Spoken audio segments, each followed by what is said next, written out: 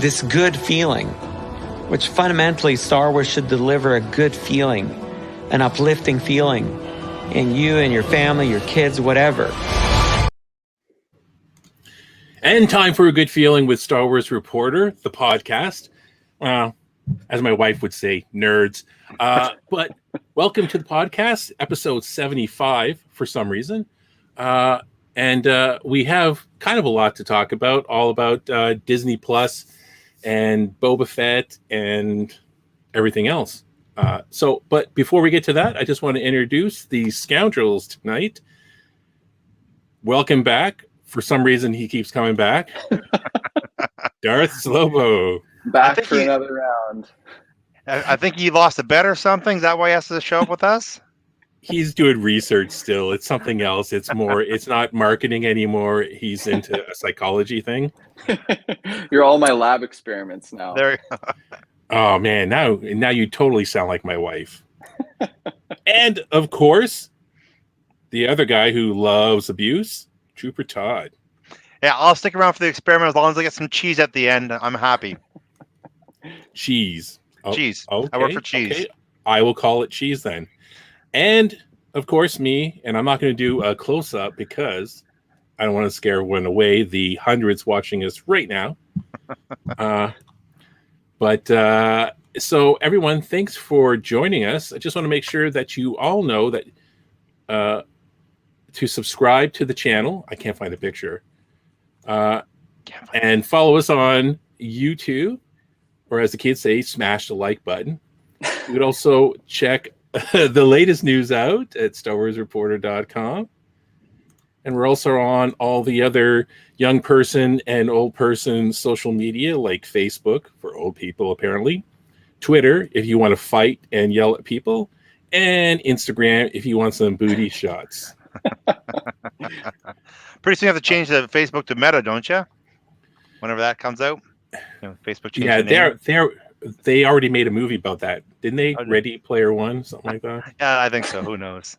So, and I love doing this. I just want to make sure that everyone subscribes, or you'll make the Ewok unhappy.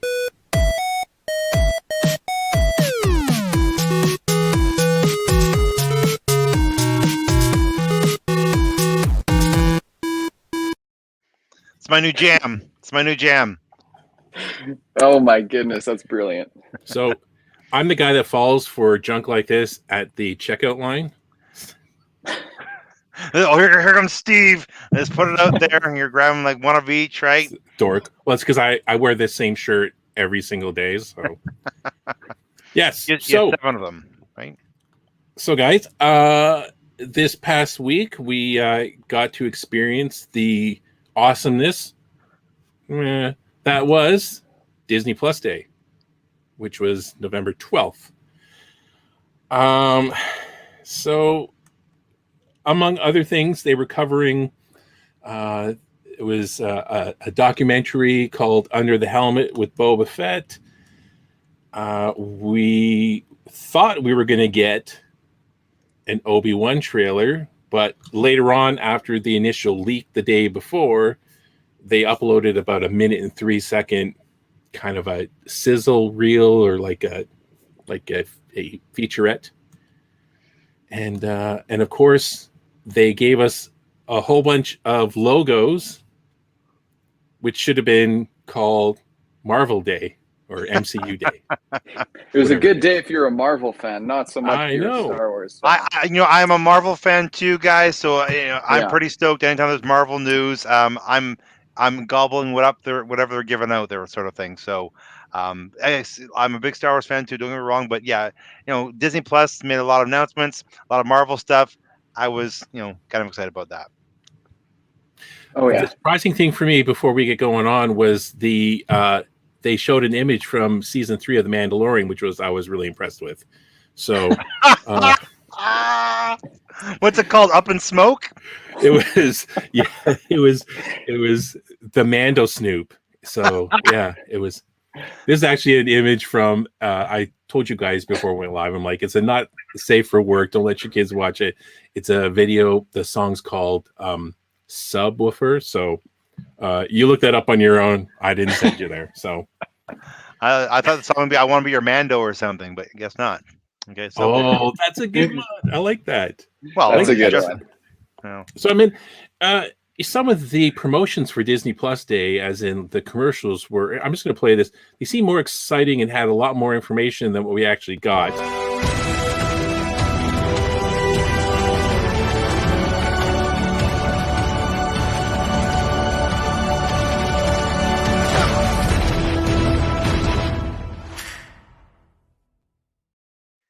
Yeah, Star Wars. Well, they were very active. They did release the Jungle Cruise. They did release Shang-Chi, right? So there's a lot. They did do a lot of stuff that made people excited, right? Because Shang-Chi getting released on Disney Plus, that's a really quick turnaround from the theaters to that. Same with Jungle Cruise, right? So they were giving their audience something. Was it exactly what we're looking for? No, but Shang-Chi is a fantastic movie if you haven't seen it yet. So good. But we're looking for that little Star Wars morsels, and we were kind of denied. Oh, we weren't totally denied because we did get. We should show the little clip there of underneath the helmet. Was that what it's called? Under the helmet. Under the helmet. Yeah, which I watched right away.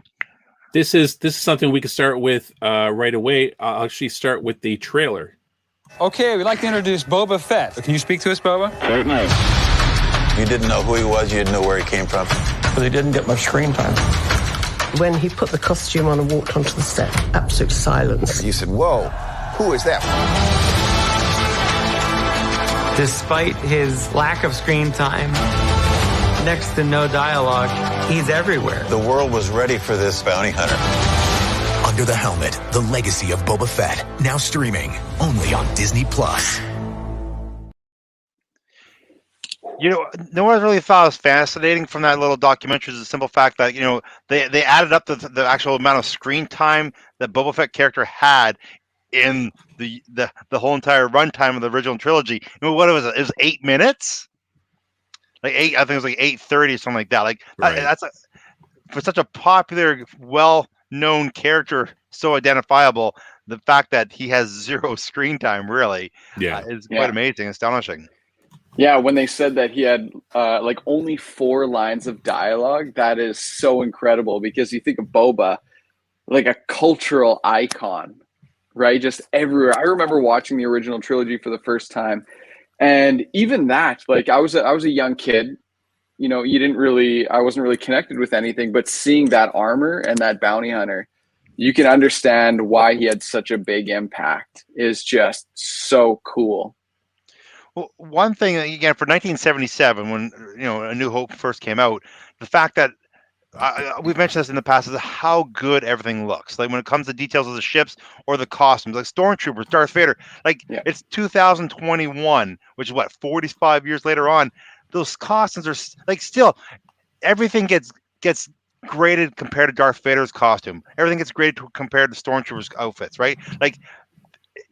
Today it's still relevant. Today it's still cool, and nothing has looked as good as what they looked like back in 1977, which is quite amazing, actually. Can you imagine? Just I guess skipping ahead in that documentary a little bit. One thing that I really loved, they had a clip of this local parade. I think it was in California, and they had the actual costumes from the movie of Darth Vader and Boba Fett walking down the street in a local parade. Can you imagine being a kid in that parade and seeing the actual Vader and Boba Fett walking down the street? That would just blow your mind. I remember as a kid going to see a double feature of Star Wars Empire Strikes Back and Elliott Lake, Steve, in that little twin cineplex we had. Yeah. And I remember I was standing in line. It was opening night, it was Friday night, and I was there for the double feature. And a guy dressed up as Darth Vader walking around in a pretty convincing suit. It wasn't, but he had a little tape player for his chest plate, right, and played the Star Wars music. And I remember being blown away with this guy, right? Even though I know it's not really Darth Vader. It didn't take much to excite me back then when the mask alone was a top-notch mask, and that was kind of exciting. But seeing an actual costume worn for the movie, wow! Like you're saying, how they talked about how the kids and just everybody flocked to this Boba Fett, because Boba Fett wasn't released in theaters yet, right? So everybody knew the action figure, but they'd never seen him. They saw him in the holiday special, a little animated video, right? But no one knew who he was, really. Simpler times. Yes. Where that was very, very impressive. I'm sure kids were like, yeah, that's pretty cool. But I think even to this day, that costume is still really exciting or appeals to a lot of people. I mean, like they're still selling products of Boba Fett, and even it's kind of created its own fan club, his own fan club. Like he became Boba Fett, became the Mandalorian, et cetera, et cetera. And this is something, I wish they would have even talked about more in this documentary. It kind of inspired this, the 501st, they have, Boba Fett in it. And I think that the interest has never ended for someone who's been on screen for 8 minutes. But to be fair, I mean, Dame Judi Dench won an Oscar for being on screen for 8 minutes. So, well, I mean, exact also same like thing.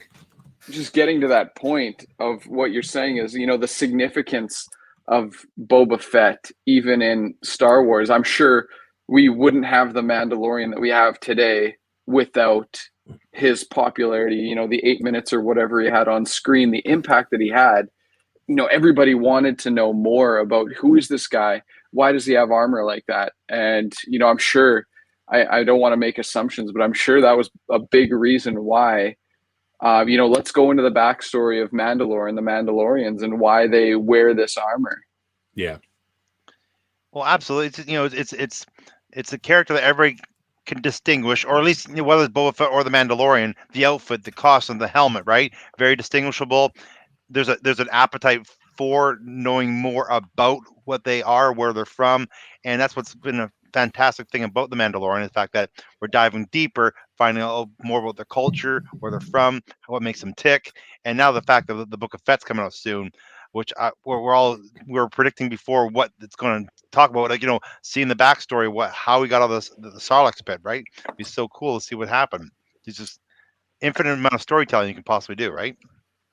It's true. It's true. Whole Mandalorian lore, language, and everything was created. That's right, Jeremy, and welcome again. What I loved about the original concept for the outfit for Boba Fett was supposed to be an elite force of stormtroopers. That was kind of cool. Yes. Like that they're was all pretty interesting. Hey? Like Steve, your Boba Fett helmet there is white and black, like it was originally made, because it's supposed to be the advanced stormtroopers, which I thought was kind of cool. Well, that's what the model is. It's the prototype, right? So it's amazing that he was even created to begin with, because they were just it was the idea of the elite stormtrooper unit, and then that kind of went by the wayside because they couldn't afford it, right? They needed 100 of them, and they're like, yeah, we can't do this, so they just skipped it. And it's amazing that he was even thought of again and just not dumped. Like how many concept costumes, armor, monsters, ships have they made and not used? Oh no, Steve! I think we lost you. Steve! Oh no, Steve's gone! Oh no! This happened before when we were here, Adam. Steve was in the middle of a storm and we lost him, and I couldn't. It was just me by myself, and I couldn't shut off the program. I just had to keep. Oh, he's back! I'm back. Oh, there we go. Whew. Okay, so. You're talking about and he's back out. Steve's back. Oh, just like man. Rises from the grave. So it's amazing that we even have the character, because they could have just dumped it by the wayside. The holiday special, there was that little the faithful Wookiee animated, which basically was technically the first appearance of Boba Fett. Which is really interesting. I was talking to you guys before we went live, and I said I wanted to bring up something when they were talking to George Lucas and how he said something.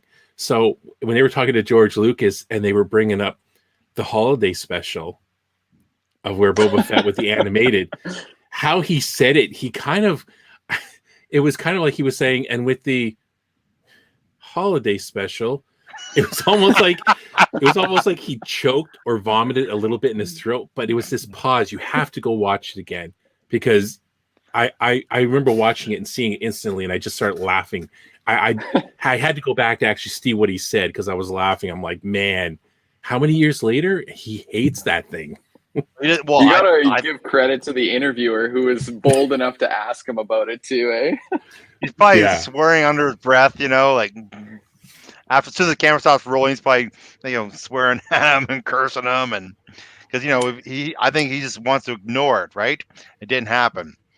But again, there were some good things, like that little animated little tidbit from the holiday special was really, really good. I think the interesting thing from that too, Steve, like you said, the original budget was for 100 army of this special stormtrooper, and due to something so seemingly insignificant as a budget cut where you only have one set of armor, and because of that, we have this massive icon of a character. I think that's pretty cool too. Yeah. I just love the collaboration when they're talking about the actual design of it, right? Like they don't remember who came up with the T formation for the helmet, right? Like it's just amazing when it comes to creation how it works and how you have to be collaborative and how again the T mask just really makes that costume. Like you see the other designs, it was good, but just the T just gives it some more of a threatening look for some strange reason. It's a really intimidating look to the mask, right? Like stormtroopers look intimidating, Darth Vader looks intimidating, but Boba Fett, that mask, this way it's curved, the way it's angled, the way it's V-shaped, and it all accents from the T, right? And just you gotta think if you're actually wearing it, your vision's so limited, but at the same time, it looks so badass. Yeah. They had a really cool creative process when they were just sort of spitballing on each other and even talking about their influences, right? The medieval knight T mixed with, this space bounty hunter, Western gunslinger is just all of that amalgamation of coolness came through into one awesome set of armor. Exactly, well, right? And that's the thing, the Western influence, right? With the spurs. It was that process. He's like, oh, why doesn't he have spurs? And they're like, sure. I kind of like that whole process. Spurs on him. Yeah, no, exactly, right? Like even like the little sash, the hip sash, right? There's one little feature, again, not really useful at all, but just looks pretty cool. Again, it all just came together. The flamethrower, the accessories he has, the jetpack, it's just everything just culminated into one amazing character. Yeah, that we're going to get a chance to see a lot more of pretty soon. December, right? Comes out December 29th, I believe. Being so close, you think they would have given us a little more taste at the end of that special too, like on Disney Plus Day. We're so close, assuming that everything's filmed and almost ready to go. They could have given us a little more. All they showed was clips from the trailer. That's all they showed us. Yeah. But again, at the same time, I like the fact you missed the show, Adam, when we talked about the trailer, the breakdown of the trailer. The fact that I love the fact it tells us nothing. Like we have no idea where the story's going. We have no idea if it's going to be flashbacks. We have no idea of nothing, right? So again, I like the fact going into like sometimes trailers give away too much information. This gives us nothing. Boba Fett's in it. All right, here we go. Right. So, and the fact is it's not misleading the audience. You're not coming in with, you're not trying to figure out the storyline yourself. You're just coming in open to anything. It's like when Mandalorian started, right? You had no idea what it was about, who the character was, where's it going to go, and then boom, right? It laid out and little tidbits. The first time you see the little Grogu, right, the little baby Yoda, place went nuts, right? So you got to expect Book of Fett might do something very, very similar, where it's going to do something. And although I am happy in the trailer, it shows a Hammerhead character, a live action Hammerhead character. Now I've been outside for 2 years now, right? Wanting to see a live action Hammerhead. So moving. I think you're going to get your Dengar as well, guaranteed. So you it's either my Cad theory. Bane. It's either that article that we posted on StarWarsReporter.com where it was like it was kind of the idea off that scene of the Sand People walking towards the camera, and my thought was they're going to play off that whole story, the comic or whatever, where Boba Fett shot out of the Sarlacc and found by, maybe, I think he's found by the Sand People or the Jawas first, where they take his armor that we see in the Sandcrawler in the Mandalorian that ends up with Cobb. That was his name, right? Cobb Marshall. Yeah. And then the Sand People come around, find him. He was left for dead. He's still alive, and they, for some reason, nurse him back. Maybe because his clothing that's still on him has Mandalorian markings on him. So they're like, there's some kind of relationship between the Sand People and the Mandalorians, which is why the Mandalorian in the series, can, they just didn't instantly attack them, and he could speak their language, whether it was the sign language or the verbal part of it.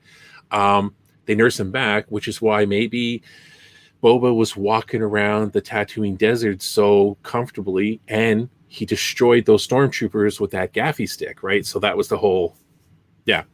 Anyways. There's Steven's spoiler alert right there. Steven theory spoiler alert right here. I mean, they basically just lifted it off the comic or a story. But in one story, it's Dengar. That's where I think I was getting at. Mm-hmm. Dengar was the one that finds Boba Fett and nurses him back for some reason. So you might get to see Dengar. They might go down that route. I'd be very happy to see a Dengar. Yeah, that would be cool. I still want Cad Bane though. Like, I still think there's story there, because we had, not only historically is Boba and Cad butt heads, but what's Ming-Na Wen's character again? I forget her name, but she had a run in with Cad Bane in the Bad Batch too. Fennec. Right, that's right. Yes, Fennec Shand. Yeah, Fennec Shand. So that would be awesome, just to see what he would look like in live action. Would be really sweet. Totally. Because he was the one that put the dent on his head, right? I was wondering if he was the one that put the dent on the cod piece as well. So it'd be kind of funny. I just realized this recently. Someone that pointed that out said they never noticed it. I never noticed it. In Boba Fett's cod piece, there's a dent there as well. Oh, really? So someone was so mad at him and shot him in the crotch.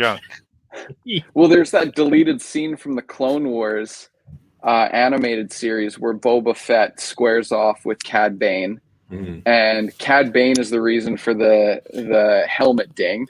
And it would seem that Boba's the reason Cad had that patch on his head in the Bad Batch too. So they got a piece of each other. So would that be a cool thing? So if Cad Bane comes back and then they have another High Noon,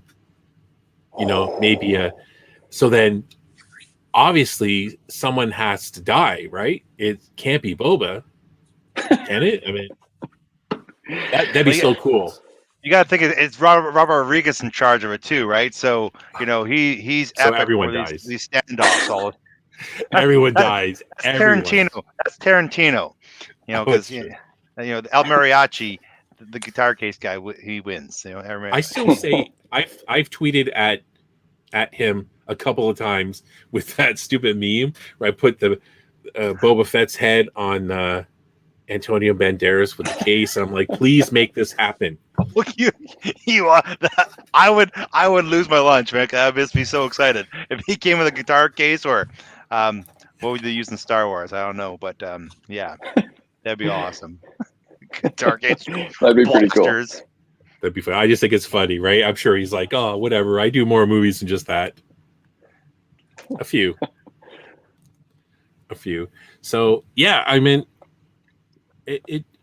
the documentary was kind of short. I mean, but there's nothing much to him. I just wish they would have got into more of the, talking to the fans or talking to the Mando Mercs or the 501st, the guys that even cosplay, and show a little more of that. Like, yeah, I built this, I painted it, I did all this myself. And when I go to the conventions, people go nuts, blah, blah, blah. And talking more about that.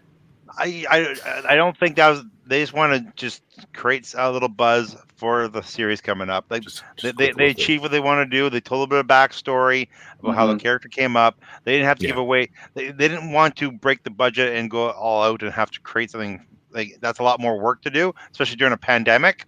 I think they probably just limit their people, the resources, and just do something, because what they did wasn't hard to do, right? Mm-hmm. Mm-hmm. You have all the stock footage. Just you get the stock footage. Okay, let's do our interview. Being a documentarian myself, I know how to make it, right? That what they did wasn't that complex. It'd be really, really easy to pull off with limited resources. Mm-hmm. Mm-hmm. So I'm impressed they got an interview from George Lucas, so that was pretty cool. I know he must Like have in the Disney era, it seems like he's been the shadow in the background with Filoni and on Mandalorian, right? He's been in the background a couple times, but he hasn't really made himself present. Mm-hmm. And I agree with you. I was surprised. I was very surprised to see him, and also kind of maybe Filoni, maybe Favreau want him to have more input as the stories progress. Maybe, who knows? I don't know, but just having him on something like this is a possible good sign. Mm-hmm. Yeah. Did you? I enjoyed Filoni's interview too. He was sort of, subtle but not so subtle, and saying, we need to take inspiration from the creator of Star Wars. Yes. Sort of saying we need to follow in George Lucas's legacy without saying the words George Lucas. I know. Filoni's like, I'm still an employee. I like my job. It's like all the hidden meetings, right? Where he's like, it'd be great for the creator come back, even though everything's great here. Well, help, big help sign. He's like reading it like a hostage. Kathleen's got to be on a short leash, right? Like, with her cinematic movies coming out, if the next one doesn't do well, Totally. And Filoni and Favreau are just, knocking everything out of the park. So I would imagine they have almost carte blanche when it comes to Star Wars, right? Especially Filoni, the guy directly trained by Lucas and the one who was picked to take over the reins. I mean, he can do no wrong. Like, he gets it like no one else. Exactly. And the thing is, he's approaching as a lover of Star Wars, right? And wants to carry on the same kind of aspects like George Lucas came up with, right? Like, again, you want to have a fan making the stuff. If we don't have fans, you have which is just like Favreau, right? Like Favreau is also the one who created the MCU, basically, made it what it is because of Iron Man. Absolutely. But where I knew that he was like the two of them are perfect for that was during that one interview he did where they were talking about it was behind the scenes with bringing Luke Skywalker on. And when him and Filoni were talking about that, Filoni had said, well, if you get Luke, you get R2, and R2's Favreau's favorite character. And he was like, he was so excited and tearing up. He was tearing up talking about it during this interview. So right then I'm like, okay, that dude is a real fan. He's not just like, yeah, I like Star Wars and I could do a cool story. Someone who's just like really passionate about directing or acting or doing something like this, when they talk about something and they get emotional about it, you got to believe them. Well, it's not a paycheck for them, right? Like, it's not just a paycheck. They're doing it because they love the stories, they love the characters, and want to make sure they're trying to create content that's going to appeal to people, like it appeal to them when they're younger, right? And that's what you want. Again, I'm just going to go back to Marvel. Yes, Favreau started Marvel, but he wasn't him alone. It was him and Kevin Feige, right? They're the masterminds. Kevin Feige has his finger in the pudding all the way through, and he's directing the storylines. He's got a great creative team, but the thing you need that one person that has that vision and can pull everything together, right? They're giving the creators come the stories, and he'll make some suggestions. Some of the filmmakers, excuse me, Eternals. I haven't seen Eternals yet. I haven't seen it either. I heard no one has apparently. So it's doing absolutely fine in the box. I was doing much better than I was expecting to do at the box office. You know what? I was shocked about the critics are destroying it, which normally they're like, it's the greatest movie ever made, and it's like 43 per. Like, this is even fans. I think the fan score is higher than the critics. Well, that does happen. Really that happens lots. That happens in lots of movies that people like. Sometimes, usually, you want to have a balance where it's close, but usually if I like the movie, if it has a really high critic score and a low fan score, usually I don't like the movie. That's usually how I definitely, perceive it. Definitely. But I think the fan score is not that much higher. I think it's the lowest. It's Feige's first. No, 80%. 80%. Right. Ooh. But I think it's for the money and stuff. And I think China just said it's not coming here. We're not. Or Yes, it sir. made that was the Steamboat thing made $3 million in opening weekend in China, which is crazy. And I think they're not allowing the Eternals into the country. Well, just for the record, Rotten Tomatoes gives it 47%, which is not a great score. It's probably one of the lowest Marvel movie rated movies for all time. It's the lowest one. But yeah, the fans are giving it 80%.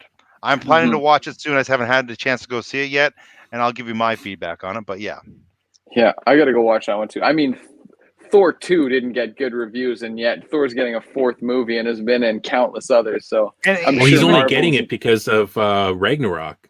That saved Thor was Ragnarok. Yeah, but the second movie, it wasn't great, but it wasn't terrible. I enjoyed it when I watched it. I watched it multiple times. Sure, I didn't like the ending. The ending's kind of not great, but I didn't mind the Dark Elves. I liked the storyline. It was fun. Yeah, I think it's got the second lowest rating under the Eternals now. It's still not a bad movie, though. I agree with you. Like for a bad Marvel movie is still pretty damn good. It's probably movie. good.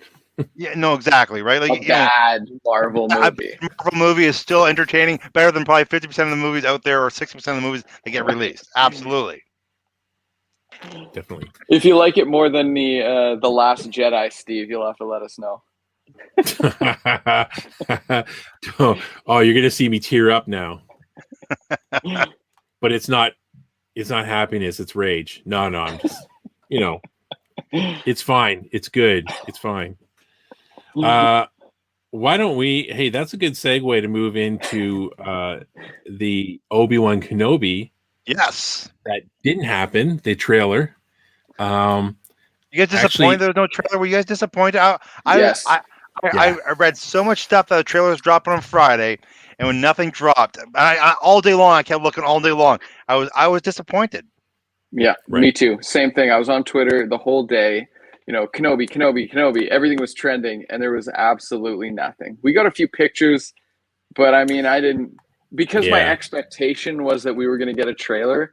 I wasn't overly impressed by the concept art. Well, what happened is on the 11th, someone accidentally released this sizzle reel that's only about 1 minute and 3 seconds long, and then it was quickly taken down, and then Disney went and hunted down everyone that uploaded it. And it was taken down. And then the next day, there wasn't a trailer. They didn't they didn't upload it onto their YouTube page. And then it just appeared on the Disney Plus page. And it was just the director and Ewan McGregor saying a couple of lines and some concept art. And it was kind of like, in my opinion, I think they had something planned. I think they were going to show something more than just this minute reel. And I think that they just kind of stopped. But I have some of the concept art here. This is the picture everyone sees everywhere, right? Concept art. Yeah. I don't think they're going to meet for real. I think this is going to be dreams from PTSD Obi-Wan. He's going to be, the shoulda, woulda, coulda, or this is what I want. Vader, actually. Like, I'm really hoping we don't see my personal opinion. I hope we don't see an actual fight because to me, it would undermine the significance of the period between Revenge of the Sith when they had their last fight and the significance of them meeting again on the Death Star in A New Hope. Yes. So that's why I wouldn't want to see a fight. I kind of hope it's Vader's PTSD of reliving the battle every day, trying to come up with what he should have done to beat Kenobi. Right. Because look at the picture. It looks like they could be on Mustafar. That whole fight that they had, and that could be him saying, "Yeah, I never thought of that." But I mean, I'm sure that Obi-Wan has his own demons, for failing the Republic. Just kidding. Another picture I thought was really cool was this picture here, because if you look down at this part here, it kind of reminds me of the Jedi Hunters. Oh yeah, that looks like an Inquisitor for sure. Yeah, definitely. Like we've seen this one in like Star Wars Rebels, this guy. But this standing at the ship, which is very cool, right? Because yeah, it would make sense. It's still early in kind of the takeover of the Empire, and they're probably hunting down some Jedi. So, and this one here, I thought was super really cool. Sorry, just talking about that last picture again. I think that would make for a really cool story if there was, like an Inquisitor on Tatooine, or, one of the Jedi Hunters on Tatooine hunting him down, because those were fallen Jedi. Like right. in all the other materials, those were fallen Jedi. So if Kenobi comes face to face with a former Jedi, I think that would make for some really cool dialogue. It's cool. And this one here too, from Star Wars Rebels, I forget his name, but he was actually a temple guard. Yes. Who fell, which was really a really cool story. That was really cool too. Yeah. This one here, it's got the snow speeders. So I gotta leave for 1 second. There's an emergency I gotta take care of, guys. I'm so sorry. I'll come back when I can. Okay, guys. Sorry, I'll be back on it. Alrighty. This one here, I kind of like the whole hangar with the speeders. And I made this joke. I made this joke before. I'm like, look, there's the hero of the rebellion, the Gonk droid. I think it's so funny. The hero, he's back. He's arrived to save Kenobi. He looks lost, like he's kind of looking up and around. Yeah, I don't know. Totally. They just sort of threw him right in the center of the photo. Yeah, I think that's so funny. And then here you have I love that concept, right? So obviously he's probably on Mustafar talking to someone in that little and like you said, there isn't a lot to it. This here could be some new base. It could be the Jedi Temple now. That would be cool. I would actually enjoy seeing more of what happened to the temple on Coruscant after the events, because we don't really get a lot of it. It's been avoided, for so long. So I think that would be really cool if we get a glimpse into that and Kenobi through Vader's perspective, because Kenobi wouldn't be going back there. I mean, he's probably not leaving Tatooine. I guess we could speculate if he's leaving Tatooine or not. I would assume his priority is to stay on Tatooine as close as he can be to Luke at all times. Well, that's what I mean, right? He that was kind of his job. He dropped him off with what's his name, to Peru and Uncle Owen. And Peru.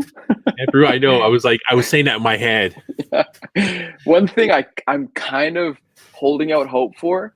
Don't get me wrong. I'm looking forward to possible PTSD or dream sequence battles, but I'm kind of hoping we get a glimpse into Obi-Wan's training to speak with Qui-Gon. I think that would be really cool too, because that was one of the things Yoda said to Obi-Wan before they parted ways. Is I spoke to your former master. I'll teach you how to talk to him. So I think that would be really cool if we see Liam Neeson again reprise his role, because he did voice Qui-Gon in the in the Clone Wars animated series. So I think that would be really cool to have him back. Yeah, that'd be cool if they that's one of the secrets, like they did with Darth Maul in Solo. They never said a thing, and then Darth Maul showed up. Oh, sorry, spoilers. At the end of Solo. I think that'd be cool if, he did no press, no anything, and then poof, he just showed up. That'd be very cool. Yeah. One of my favorite Jedi is Qui-Gon. It's amazing. Oh yeah. This picture here, it just kind of looks like one of those city places. I mean, I wonder if Obi-Wan is going to leave the planet from time to time. You know what I mean? Yeah, I don't know. See, it's tough to speculate if that's on Tatooine or not, but I'm kind of leaning towards not. Yeah. And maybe this is and that's the thing with this series is you really have no idea where it's gonna go, because the assumption was Obi-Wan, was a hermit that stayed on Tatooine to guard and watch over Luke the whole time. So like where could they go? Right? It'd be cool, if an Inquisitor came to try to stalk Obi-Wan, but we don't really know anything about where this series could go. Right. And I know they seem to be really in the Variety article. McGregor's really talking up the what's the quote here? Right about the meeting between Vader and Obi-Wan. They're really talking that up. To have another swing at each other might be quite satisfying. This is his quote here. So, Todd, you're back. I am back. Sorry, guys. Oh, no worries. We're still talking Kenobi. Oh, good. We're still talking Kenobi. It was just kind of saying, like Adam was saying, we're really not sure where they're going with the series, and I was pointing out some of the quotes from the Variety that all we really got is them pushing, like McGregor's, of course, going to be talking about him and Vader fighting, and it'd be cool to actually hear from Hayden Christensen at some point if he did an interview or something. But maybe because they don't want to. Again, I don't know what you guys talked about. Maybe they want, they don't want to reveal how much he's going to be in it, right? Because let's face it, if he's going to be in it, he's going to be Darth Vader, and so they probably, I don't know, mention he's in there. Could be dream sequences. It could be anything, right? But again, anything. Just imagine again, you see Vader full costume, lightsaber strikes up. Fans might go a little bit crazy, right? And be pretty exciting. So they told us nothing about Luke showing up in Mandalorian. When he showed up, the internet went crazy, right? Same thing. They're just, I think they're going to keep things tight-lipped, and good for them. Keep things tight-lipped. Let everything unfold when you're watching it live, right? Sort of thing. Like we don't need to know that Darth Vader's going to be in there. Just the fact that Hayden Christensen's in there, that it's going to create some excitement and buzz for us to be there watching. Definitely. This picture here, I just noticed the little creature he's riding on in this concept art is the same little creature that woman was kind of walking with when she stumbled upon Rey at Luke's old home. I'm pretty sure it's the same one. The two that farted near Jar Jar Binks in Phantom Menace too. Oh, he does look familiar. That was the same. Is that the same one he was riding in Rebels when he had his little story arc? I don't remember now. Well, no spoilers. I'm on episode 10. Wow, you just ruined everything. It's been out for a while, man. You gotta get on that. Steve just told us to start watching it. I saw the one with Lando. Lando was in it. That actually had Billy D. Williams' voice in it, Lando. It was so good. Oh, yeah. Lando was in it? Lando's in it. Yeah, I think it was like episode 10 or 11. I'm just kidding. I watched the whole series. It got me. When it first came out, I thought it was really cool. When that, they had some really good episodes. But Lando. Spoilers. Oh, right, spoilers. Well, now apparently Obi-Wan's going to make an appearance too. Apparently. He might. So. Oh, you got a while before you get to that little treat there. That was one of my favorite parts of Rebels. There's a lot of really good parts with Rebels. That was a good series. You know what? Well, we're not talking about Rebels today, but I have lots. I'm enjoying the series. Like just starting off, like I love the first episode. Then it's like, next three is like okay, but then it starts picking up, and it's like, whoa, this is really good. Even the second season, right? Like it might seem kind of. It seems to be the way with some of the animation where it seems like really young, targeted, and by the second season, it's like, now it's getting more aggressive, and then as it progresses. Yeah, it's very like harsh, it seems. So you'll really like it. Going back to Kenobi for one more second. There's something you brought up, Steve, that sort of got me thinking. You thought that those battles were going to be from Kenobi's perspective. Yeah. And I was thinking Darth Vader. So maybe we'll see. And then, the Varieties article was really talking up this battle. So maybe we'll see multiple throughout the series from Kenobi's perspective as well as Vader's perspective of how things are going. So I think that might add an interesting dimension too. I'd love to see Hayden in Vader suit, of course, but I want to see him scarred up without the Vader suit on too. I think that would be really cool. I'm with you there for sure. Now, I'm not too sure when I came in. Were you saying, or when I left? I think it was when I left. I had to leave. Were you saying you don't want to see Obi-Wan and Vader have a big lightsaber duel? You said that's going to take away. Yeah, I don't want them to actually meet face to face. I'm hoping it's more of a or PTSD or dream sequence, something like that, where they're going over if they ever, met in the future or what they should have done on Mustafar. But yeah, for them to actually meet, I think it would undermine the significance of their final battle in Revenge of the Sith. And then when they meet again in A New Hope, I think that battle was, very simple for the time, but it was so significant and so powerful. For them to meet in between that, I think would sort of ruin the meaning for me a little bit. Mm-hmm. I hear you saying for sure. That whole dialogue. The last time we met, you were the master and I was a student. So I get you there. Again, I still wouldn't hate to see him duke it out, but I hear what you're saying for sure. Yeah, I would want it to be just dreams or fake, and maybe we'll get it both. But it makes sense now, that picture that we see of them fighting. He's in the outfit. It looks like Mustafar. So yeah, maybe he's the ones, having the dreams, or the he's reliving it. That's actually a really good idea. Maybe it's not Kenobi at all in the concept art. Maybe it's another Jedi. Maybe. Yeah. Here's the situation. What's the point even having Hayden Christensen in it if they're not going to even meet up? Like, you know what I'm saying? Like, if there's not going to be any kind of face-to-face, although, hey, they pulled out from the movie Fifth Element. I don't know if you've ever seen Fifth Element, but Bruce Willis and Gary Oldman, the antagonist and protagonist, never meet face-to-face in the whole entire movie. They pulled that off, so maybe they can do this thing too, but just... definitely. I think maybe it'd just be a lot of them thinking about stuff. I mean, I really hope that they're not going to have them show up. Maybe one thing that we did talk about, Todd, when you were gone, is I'm really hoping for the possibility of Qui-Gon Jinn coming back, because that was part of Obi-Wan's training from Yoda when they sent him away to Tatooine to watch Lucas to communicate with his former master. Right. Mm-hmm. Mm-hmm. That's a really good point. So that means Liam Neeson might pop up. That would be cool. Wow.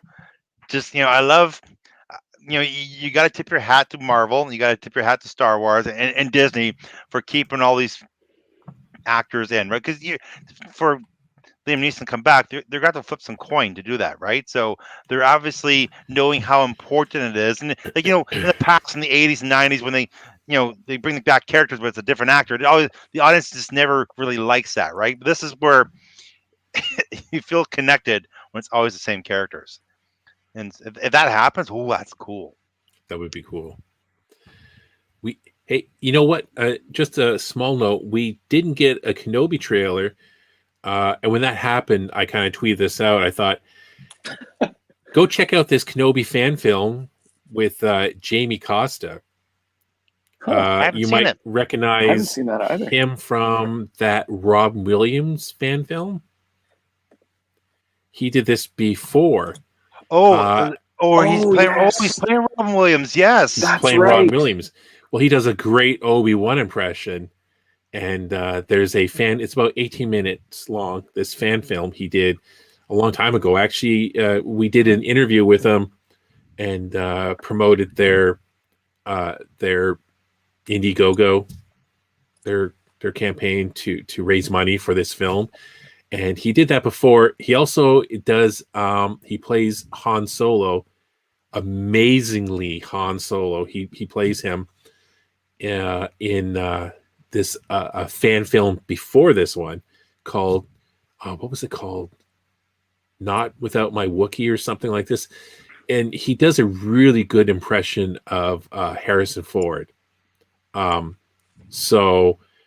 check it out. I actually put a link where we're promoting this podcast on StarWarsReporter.com. So go there, check it out, or just Google the Kenobi fan film, and it'll come up. So, so we didn't get that, and we got kind of a minute-long sizzle thing eventually. But hey, check this out. You never know. So, have you guys both seen the sizzle? I haven't seen the sizzle reel at all from Kenobi. Yeah, I watched it's on Disney Plus. It was cool to see Ewan McGregor back working with a lightsaber. That was pretty cool. I remember watching watch the Phantom Menace DVD, and it has behind the scenes and how excited Ian McGregor was doing the lightsaber battles. Right, like he was pretty stoked about it. So I imagine reprising that role would be very exciting for him. Didn't he say that he couldn't help make lightsaber sounds when he was fighting? Yes. Yeah. So that's. I wonder if he's still doing that. A lot of people do that with blasters or guns too in movies. They go bang, bang, bang, or pow, pow, pow. Like they really? always yeah, they do. Yeah, it happens a lot. That's really funny. That's too funny. Yeah. Jeremy is bringing up, much like Boba, Qui-Gon is his favorite. Favorite of many with a big part. Yeah, he's the Qui-Gon character is one of my favorite Jedis. I mean, he's up probably in the top 3 or 4 for sure. We talked about this when we did our breakdown of the first 3 episodes, but I never liked Qui-Gon at all. The first time around, monster. I did. I'm not gonna lie. I've mentioned this before. I was not, but when I rewatched it, I appreciate him a lot more because he's the first guy that said metachlorians, right? And I was like, so, and I held that against him. I'm so sorry. But yeah, my first, I didn't have attachment to him at all the first time around. But again, I also thought the first time I watched it was very slow and it just wasn't as good as I appreciate it a lot more now as we did the big deep dives.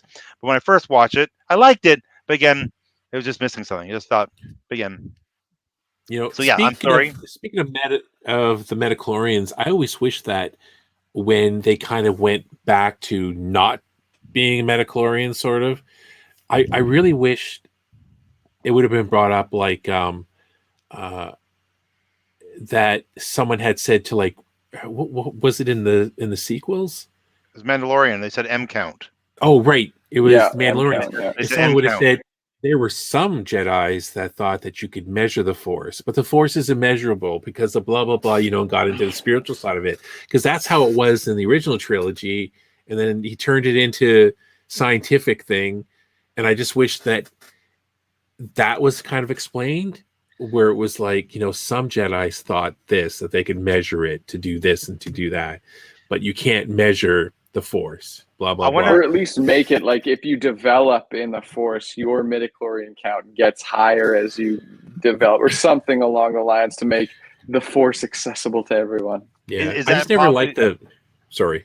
Oh, go ahead. Go, you guys. I was just going to say, I never liked the whole prequels when Lucas started trying to quantify the Force scientifically, because it was always kind of this spiritual monk kind of thing, and then he turned it into, well, it's these beings on top of your in your skin. I'm like, nah, what happened to the spiritual part of it?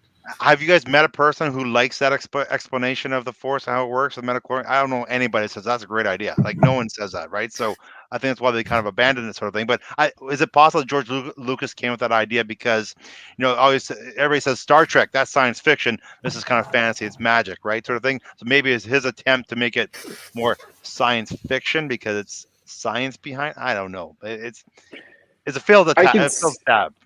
I can see how it works, like just thinking back to the Clone Wars animated series. Like I could see how it works and how it was used by the Jedi to identify, Force affluent or Force sensitive babies so that they could take them from very young to train them. But outside of that, I don't know. Yeah. So thumbs down metachlorians. thumbs the one thing I hate more than Pogs, metachlorians. There you go. Porgs. Oh, I hate porgs so much. I was like, Pogs? You mean that little game from the... Yeah, that's right. I meant porgs. I apologize. The little things that Chewbacca couldn't eat for some reason. Even though he cooked them and killed them and cooked them, you can't eat it now because they're so cute. That's stupid. I kind of have to agree with you there. Hey, One question I want to ask as we approach the end, are we going to see Omega at all, do you think, in Book of Boba Fett, an old version of Omega? Or is she going to not survive Bad Batch Season 2? Huh. I would. I think she's going to get connected to the Ahsoka series.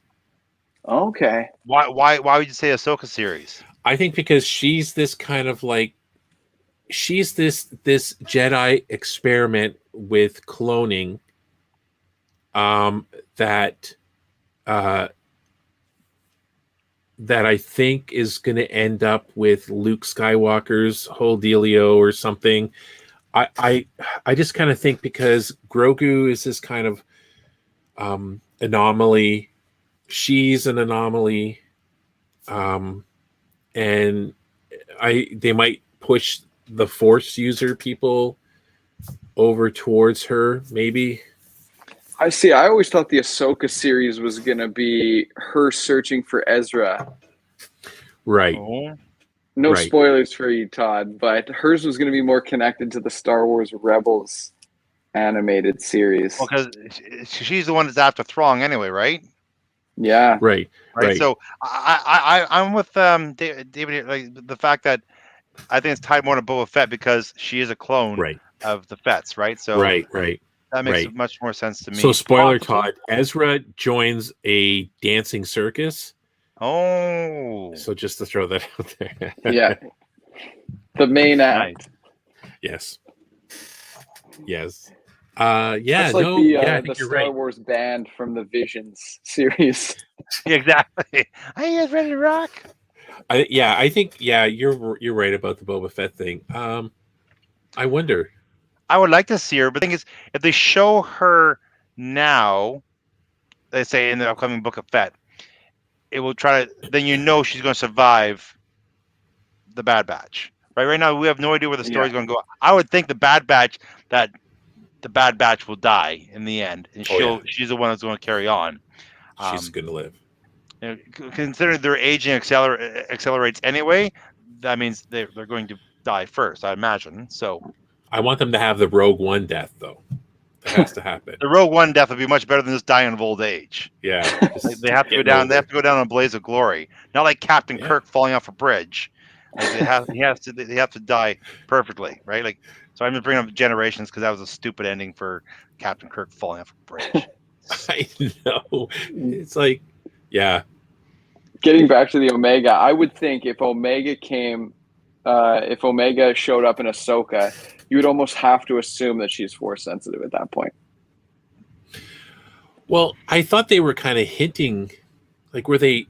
I think she's going to be Force sensitive. Yeah, but they haven't revealed she is. They haven't. No. So but I think she's going to be. I think she is, but I don't know. Now I'm think second guessing myself. But she has visions. Like she sees things. Like she knew that I can't remember the names. Was it the sniper guy? Like she knew that he was going to Crosshair. Thank you. They knew that he was going to kind of turn on the rest of the batch. Like she sees things. You know, I don't see how she's not. But there's got to be something special about her, right? The fact that she's a female, and there's something special about her DNA that they made, and I think mixing in some Jedi DNA is something that would make the most sense to me. Oh, Jeremy's got a good question for you there. It doesn't have a voice changer. I think the only thing it does is it. Does it have the range find? So that lights up. It lights up too. It lights up. I know, and it gets really hot fast for some reason. You're gonna have to trim your beard so it fits under that. I like this. This is when Boba Fett let himself go. He's like, whatever. I don't care anymore. Not the scourge of the universe anymore. I miss eat pizza. Which video? So see, Jeremy's with us too. I think she's Force sensitive, but again, season 2, we'll see. We wait for that moment she moves something with her mind, right? And then is it hard to see out of that helmet, Steve?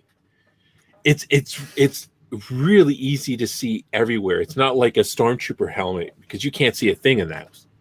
That's one of my favorite things from you see the behind the scenes footage of A New Hope when the stormtroopers in the prison ward and the doors blast open. They're trying to get through and they're tripping because they can't see where they're going. Yeah. It's like hilarious, right? They always say like, I remember they were talking about actors who played Batman. Well, if Batman actually wore a suit like that, he'd get his ass kicked, right? you can't move in it. Well, I understand that when Han and Luke are going into the elevator with Chewbacca, and he says, "I can't see a thing in this helmet." That's right. He does say, yeah. That was him. That wasn't a line. That was him saying that to Harrison Ford. Oh, really? And they left it in because apparently they're pretty hard to see. Like, well, these are fake ones. Well, even the clone trooper ones are easy to see, right? Because the whole stormtrooper armor and helmets were inspired, like the Empire, the Republic at first. It was inspired by the Mandalorian armor, right? They were trying to copy their own version of the Mandalorian armor, so that's why it looks all similar. Well, and then the actual later on stormtroopers look really different, but sorry, Omega, I think's going to be the only one to live next season. I hope they're going to do 2 seasons. Great story. Oh, I don't know. She'll be the one to survive whatever season. I think she's going to be force sensitive because I think she's connected to the cloners. Like I think, yeah. I don't know. We could have even got a tease about Bad Batch season 2 on Disney Plus Day. Come on. I know. Maybe they haven't even done. Yeah, they would have to be working on it. Well, they would have to be for sure. Yeah. There was not much going on. I mean, the other thing, not on a Star Wars topic, that I was really excited for was the new Willow that's coming out. So, and they had this kind of really funny meet the cast where Warwick Davis is introducing the cast, and he's acting really like a diva. Well, it's from that series, that TV series. Have you seen that TV series where it's called basically it's like what's it called? It's done by the guy Ricky Gervais. He did it. And it's following him. It's a mockumentary where it's following Warwick Davis as Warwick Davis. Oh, really? And so I'm guessing he's just playing up that character in that show where he's a kind of a ego diva type thing. It's hilarious. Yeah, he was doing that. Like the first person he goes up to and he's talking to, I forget the actor's name, and he's like, "Oh yeah, hi," and he goes to shake his hand. He's like, "Oh, I said don't touch me," and like, show that picture again. He's ripped though. You look at him, he's ripped.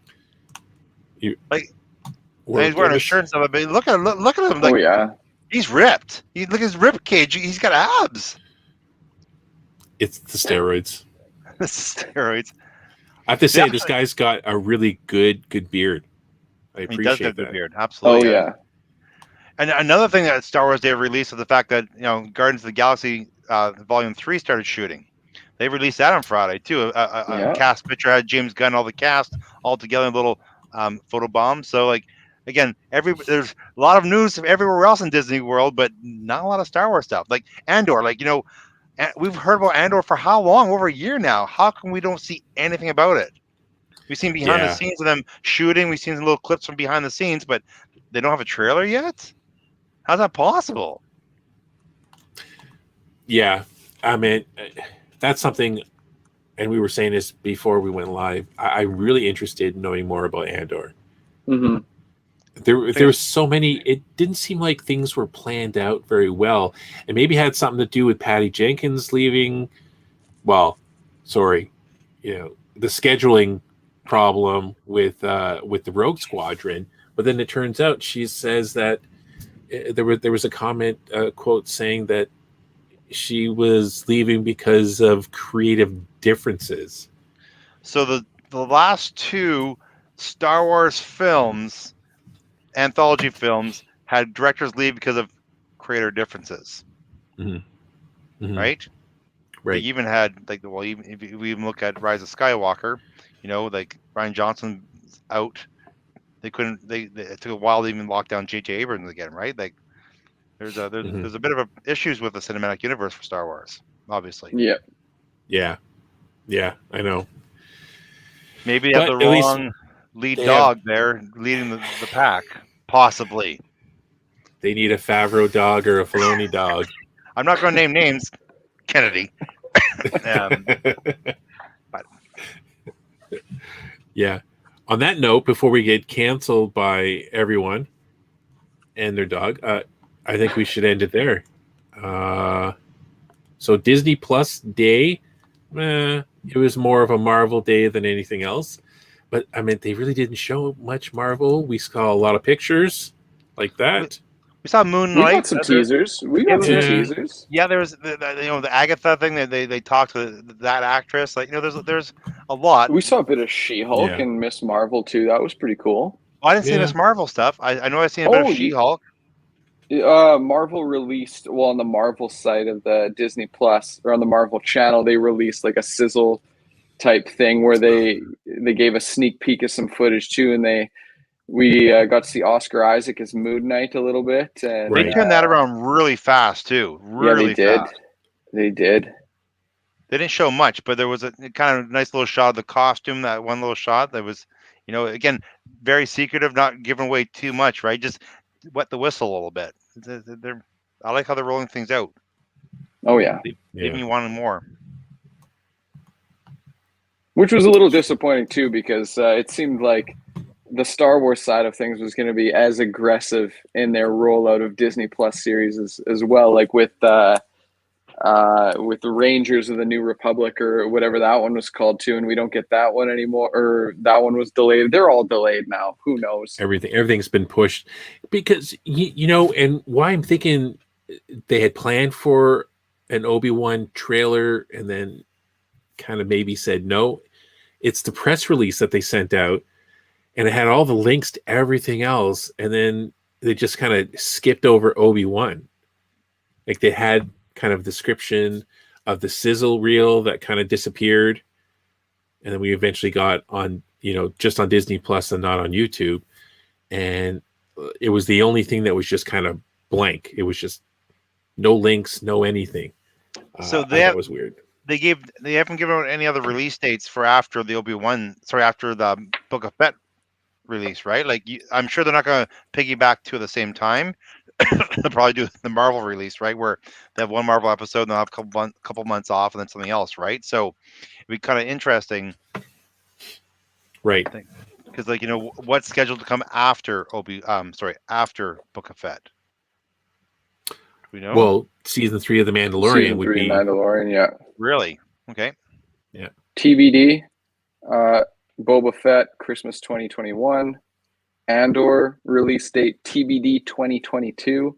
Kenobi TBD 2022. Oh, really? Ahsoka TBD. Rangers of the New Republic delayed. Star Wars: The Acolyte. That one sounds cool too. TBD. Who knows? Wow, who knows if that's going to last too, right? You look at Marvel and they have everything laid out and there's dates attached to every single project. Yeah. Wow. Right. That's gotta be a little concerning, you think, don't you? Like they can't even commit to a date. That's well, Todd, money isn't everything. Yeah. They like to take their time, find the new director that they can fire later on. For creative differences. Or have them just quit, for no reason, just because of scheduling problems. Just because. All right. So thanks, guys. Thanks everyone who've been watching and for the questions and joining us. I was going to say us old guys, but Adam's here. So nerding out about talking about Star Wars. And we will see you next time.